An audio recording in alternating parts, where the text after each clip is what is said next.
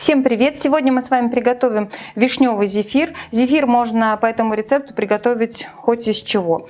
То есть не обязательно, чтобы в состав входило яблочное пюре, где высокое содержание пектина. То есть пектин мы добавляем самостоятельно. Пектин сейчас можно встретить практически в каждом супермаркете. Я думаю, это не проблема. Если уж у нас в провинции продается пектин и агар уже в магазинах, то, я думаю, все найдут. Также не было пектина, и я заменяла на кветин. В период консервации продавался вот такое вот желирующее средство продавалось. В состав его также входит пектин, и он также подходит. Я его также использовала, и отличный зефир получился.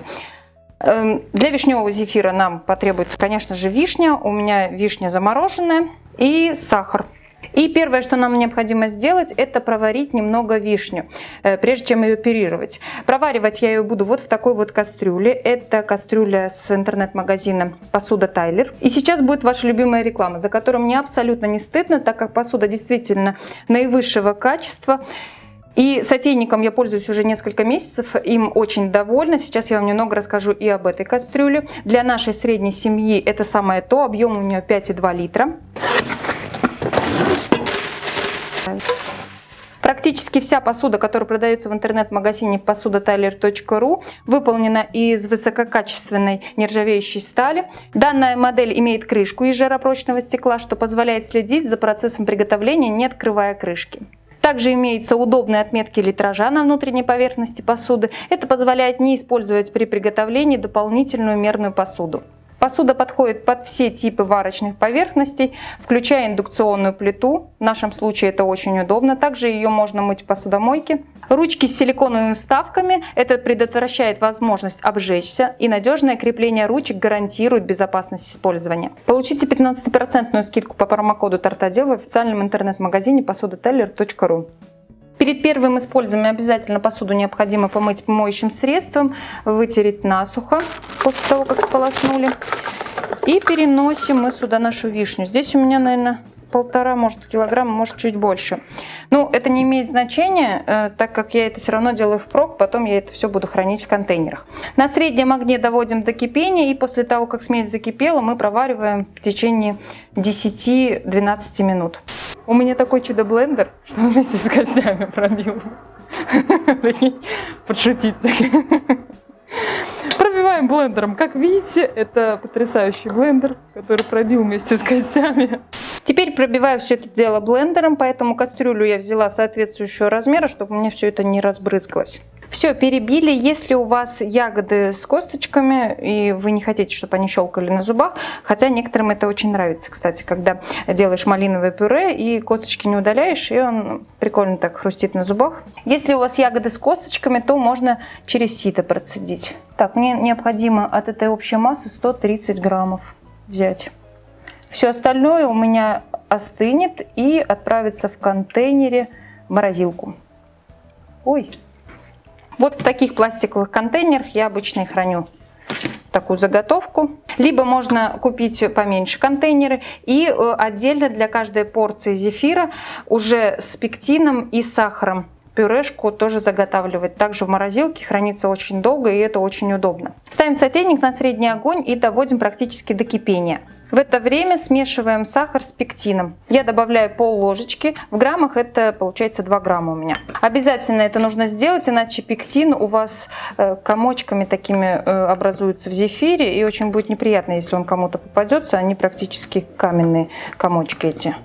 После того, как появились первые бульки, мы постепенно вводим сахар с пектином, постоянно помешиваем. Далее мы смесь держим на среднем огне до полного растворения сахара. Снимаем с огня, и наша смесь готова. Теперь нам ее необходимо полностью остудить. Даже не так сказала, не полностью остудить, этого будет недостаточно, нужно ее охладить. То есть сначала при комнатной температуре постоит смесь на столе, а затем отправим в холодильник. Наша вишневая заготовка полностью готова, и теперь мы можем смело приступать к изготовлению самого зефира. Нам нужен также еще белок. Здесь у меня один белок, по факту 38 граммов получилось. Сахар и воду. Ага, самое главное я забыла. Агар-агар буду использовать, я уже показывала его как-то. Это у меня развесной агар-агар, сила геля у него 900. Отмеряем прямо в сотейнике агар-агар. Мне нужно 7 граммов. Вообще агар-агар это такая коварная штука, то есть очень важно для себя найти качественный продукт. В сотейнике смешиваем агар-агар, сахар и воду. Ставим сотейник на средний огонь и увариваем сироп до 110 градусов или до консистенции канцелярского клея. Одновременно с варкой сиропа мы ставим взбиваться белок с пюре. Миксер ставим на самую большую скорость и не забываем про наш сироп. И не убавляя скорость миксера, мы начинаем тоненькой струйкой вводить сироп в белковую массу.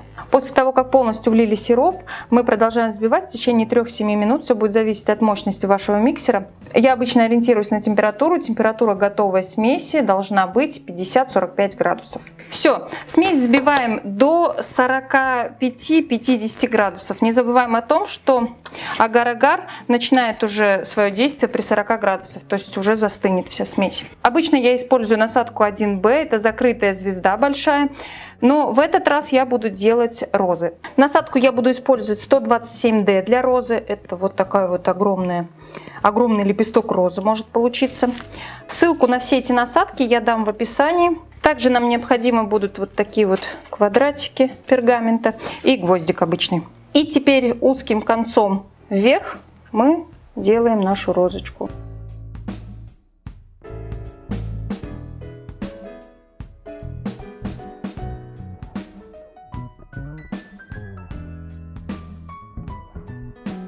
Оставляем их при комнатной температуре сушиться.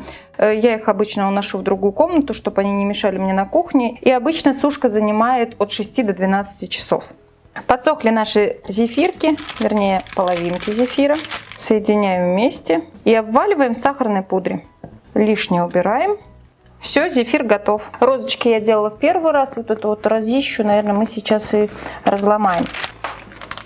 У него должна образоваться вот такая вот подсохшая корочка, но внутри он должен оставаться мягкий.